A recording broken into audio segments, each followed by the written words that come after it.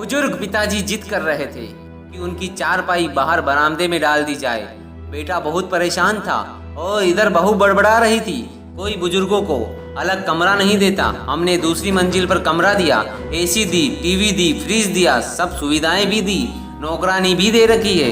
पता नहीं 70 की उम्र में बाबूजी सटिया गए हैं। पिता कमजोर और बीमार हैं, जिद कर रहे हैं तो उनकी चारपाई गैलरी में डलवा ही देता हूँ। निकित ने ऐसा सोचकर पिताजी की चारपाई गैलरी में डलवा दी। पिता की इच्छा की पूरी करना उस बेटे का स्वभाव था। अब पिता की एक चारपाई बरामदे में भी आ गई थी। हर समय चारपाई पर पड़े रहने वाले पिता अब टहलते टहलते गेट तक पहुंच जाते थे।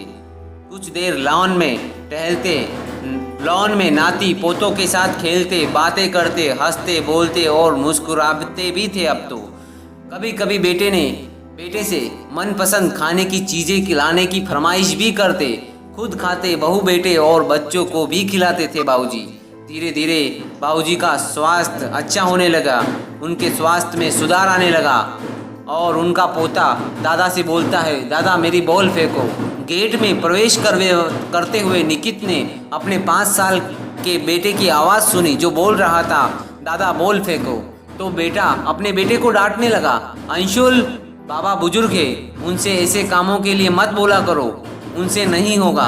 तो पापा दादा रोज हमारी बॉल उठाकर फेंकते हैं, अंशुल ने भोलेपन से यह बात बोली। तभी निकित चौंक गया। क्या? निकित ने आश्चर्य से पिता की तरफ देखा और फिर पिताजी बोले, हाँ बेटा, तुमने ऊपर वाले कमरे में सुख सुविधाएं तो बहुत दी थी, लेकिन अपनों का साथ नहीं था। तुम लोगों से बातें भी नहीं हो पाती थी। जब से गैलरी में चारपाई पड़ी है, निकलते बैठते तुम लोगों से बातें हो जाती है। शाम को अंशुल पासी का साथ मिल जाता है, पिता कहे जा रहे थे और निकित सोच रहा था, बहुत बड़ी बात सोच रहा था। वो क्या थी दोस्तों, सुनिए। बुजुर्गों को शायद भौतिक सुख सुविधाओं से ज़्यादा अपनों के साथ की ज़रूरत होती है दोस्तों। बुजुर्गों का सम्मान करें, यह हमारी धरोहर है। यह वो पेड़ है जो थोड़े कड़वे होते हैं, लेकिन इनके फल बहुत मीठे होते हैं और इनकी छाँव का कोई मुकाबला नहीं कर सकता।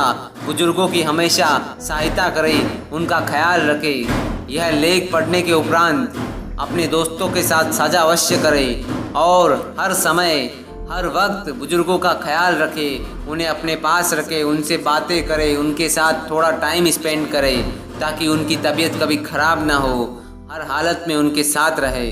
धन्यवाद दोस्तों। कहानी आपको कैसी लगी यह कमेंट में बताना बिल्कुल भी ना भूलें दोस्तों, और मिलते हैं अगली प्यारी कहानी में। तब तक के लिए बाय बाय।